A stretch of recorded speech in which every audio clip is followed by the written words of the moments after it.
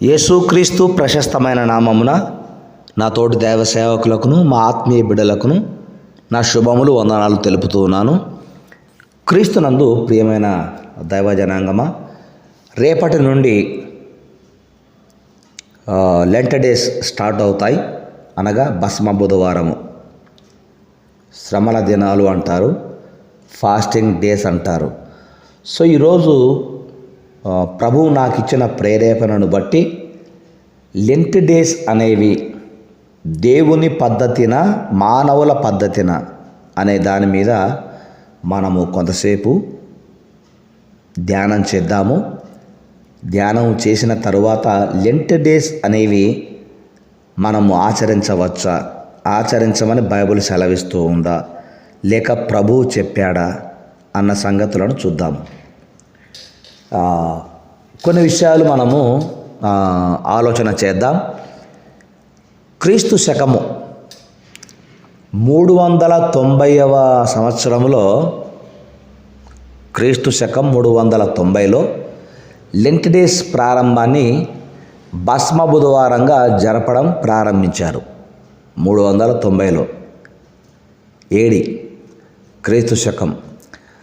So ఈ Lent days అనేవి పూర్తిగా మానవుల పద్ధతులు, దేవుని పద్ధతులు కావండి, మానవుల పద్ధతులు. అన్యులు ఉన్నారు కదా, వారు మాలలు వేస్తారు. ఏ మాలలు? భవానీ మాల, స్వామి మాల, శివమాలని మాలలు వేస్తారు. 40 రోజులు వాళ్ళు ఉపవాసం ఉంటారు. చెడు వాళ్ళ వాటిలను మానుకొని నిష్టగా ఉండాలని వాళ్ళు ఆశపడతారు. అదేవిధంగా ఈ లెంట్ డేస్ కూడా ఉంటాయి. అంటే అన్యులు మాలలు వేసినట్లు క్రైస్తవులు కూడా తెల్ల బట్టలు వేసుకొని నెత్తిన ఏదో వేసుకొని ఏదో చేస్తారు. ఏదైనా బాబు అంటే శ్రమల దినాలు, చికెను మటను నాన్ వెజ్లు తినరు, శుభకార్యాలు చేసుకోరు. ఇవన్నీ మనుషుల పద్ధతులు, అన్యుల వలె. కనుక ఒకటి, అన్యులు మాలలు వేసి 40 రోజులు ఉంటారండి. చెడు అలవాట్లను మానుకొని ఉండాలని వాళ్ళు ఆశపడతారు. రెండవది, ఈ ఆచారము కేథలిక్ వారి నుండి వచ్చింది. అంటే రోమన్ కేథలిక్ వారే దీన్ని ప్రారంభించింది. భస్మ బుధవారం, భస్మ అంటే బూడిద, ఆ భస్మ బుధవారాన్ని ప్రారంభించింది వారే. 390వ సంవత్సరంలో ప్రారంభించారు క్రీస్తు శకం. 3, ఈ లెంట్ డేస్ ఎవరో ఒకతను తన ఊహకు తోచిన దానిని ప్రవేశపెట్టి ఇది దైవ ప్రేరేపితము అని బోధించాడు. వాస్తవానికి దేవుని ఆజ్ఞ కాదు. మత్తయి సువార్త 15వ అధ్యాయంలో 6 నుంచి 9 వచనాల వరకు మనం చూస్తే అక్కడ యేసు ప్రభు ఒక మాట చెప్పాడు. మీరు మీ పారంపర్యాచారముల నిమిత్తమై దేవుని వాక్యమును నిరర్ధకమును చేయుచున్నారు. వేషధారులారా, ఈ ప్రజలు తమ పెదవులతో నన్ను ఘనపరచుదురు కానీ వారి హృదయము నాకు దూరంగా ఉన్నది. మనుషులు కల్పించిన పద్ధతులు దైవోపదేశములని బోధించుచు వారు నన్ను వ్యర్థముగా ఆరాధించుచున్నారు అని యెషయా మిమ్మును గూర్చి ప్రవచించిన మాట సరియే. ఇది మానవుల పద్ధతులండి. మానవుడు తనకి ఊహకు ఏదొస్తే అది ప్రవేశపెడతాడు, కానీ దేవుని పద్ధతి కాదు ఇది. ఇది మనం గమనించాలి. 3వది. 4వది, 40 రోజులు అరణ్యంలో ఉపవాసం ఉన్నాడు యేసు ప్రభు. మనం ఎందుకు చర్చిలో ఉపవాసం ఉండాలి? ఆయన అంటే శోధనను తప్పించుకోవడానికి ఉపవాసం ఉన్నాడు. నీకు శోధనలు వస్తే ప్రార్థన చేయి, ఉపవాసం ఉండాల్సిన అవసరం ప్రభు చెప్పలేదు నీకు. ఇది 5వది. 4వది. 5వది, ఈ లెంట్ డేస్ అనేది అపోస్తలుల బోధ కాదు, క్రీస్తు బోధ అసలే కాదు, సంఘము బోధ కానే కాదు. మరి ఎవరు చెప్పారండి ఉపవాసం ఉండాలని? పోనీ యేసుప్రభు చెప్పాడా? లేదే. చెప్పినట్లు బైబిల్ ఎక్కడ లేదే. వాళ్ళు ఎందుకు ఉండాలి ఉపవాసం? లెంట్ డేస్ ఎందుకు మనం ఆచరించాలి? ఇది 5వది. 6వది, 40 రోజులు ఎవరు ఉపవాసం ఉన్నామన్నారు? పాస్టర్ గారు చెప్పారు కాబట్టి ఉపవాసం ఉండాలండి అంటారు కొంతమంది.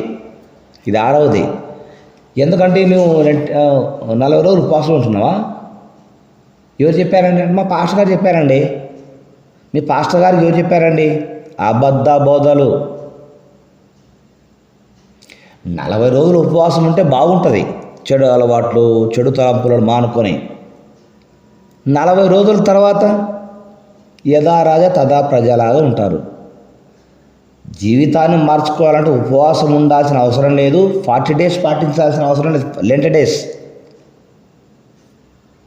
దేవుని సన్నిధిలో ప్రతిరోజు చేసుకునే ప్రార్థనలో పట్టుదల కలిగి ప్రతి చెడు అలవాటును దూరం చేసుకోగలిగితే చాలండి. ప్రతి సంవత్సరము యథావిధిగా లెంట్ డేస్ వస్తుంటాయి కాబట్టి ఉంటాను, నా తర్వాత నా ఇష్టానుసారంగా జీవిస్తానంటే అది కాదు. దేవునికి ఇష్టం కాదు. అది పాస్టర్ గారు చెప్పారు, ఎవరు చెప్పారు కాదు. ఇది 6వది. ఇక 7వది, బైబిల్ చెప్పిందో లేదో ఎవరికి తెలియదు, ఎవరు అడగరు కూడా దాని గురించి. అందుకని తెస్సలోనికీయులకు రాసినటువంటి 2వ పత్రికలో పౌలు గారు ఆ తెస్సలోనికీయులకు ఒక మాట రాస్తాడు. తెస్సలోనికీయులకు రాసిన 2వ పత్రిక 3వ అధ్యాయము 6వ వచనంలో ఒక మాట ఉంది. సహోదరులారా, మా వలన పొందిన బోధన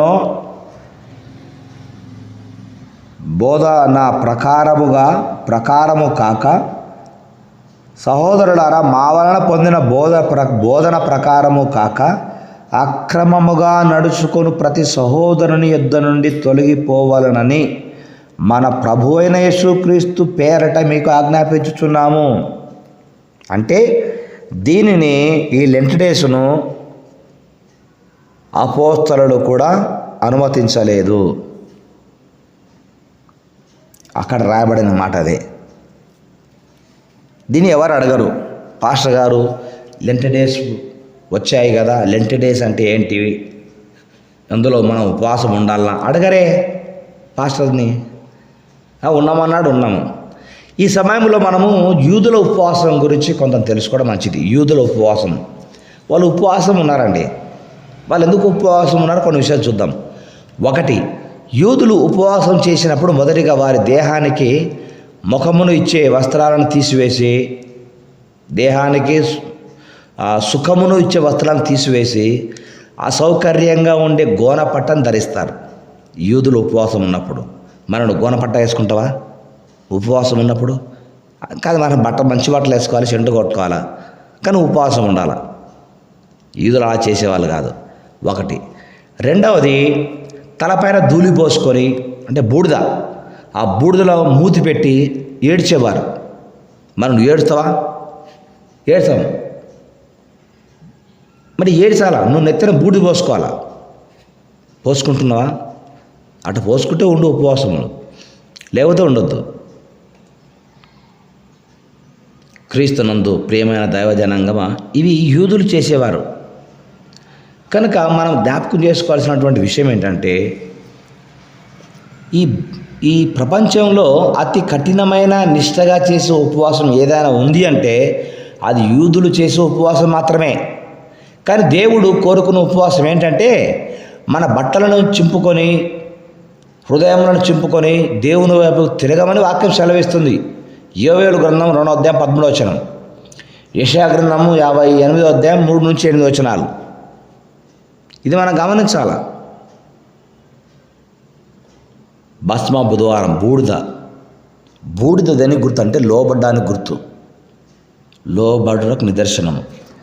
40 రోజులు ఉపవాసం ఉండి నేను దేవునికి దగ్గరగా ఉంటానంటే కాదండి. ప్రతిరోజు దేవునికి సమీపంగా ఉండాలి, ప్రతిరోజు దేవునికి లోబడాలి. అలా ఉండగలిగితేనే ఉపవాసం చేస్తే మంచిది. అలా లేకుండా 40 రోజులు ఉపవాసం ఉండి తర్వాత నా ఇష్టానుసారంగా ఉంటా అంటే దేవునికి ఇష్టం కాదు. చిన్న ప్రార్థన. తండ్రి, మీకు వందనాలు.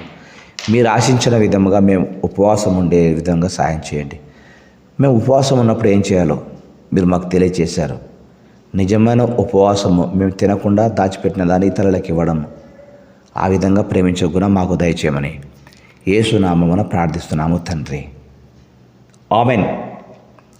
తండ్రి కుమార పరిశుద్ధాత్మని సన్నిధి మనకెల్లరికీ సదా తోడై ఉండును గాక. ఆమెన్. శుభరాత్రి.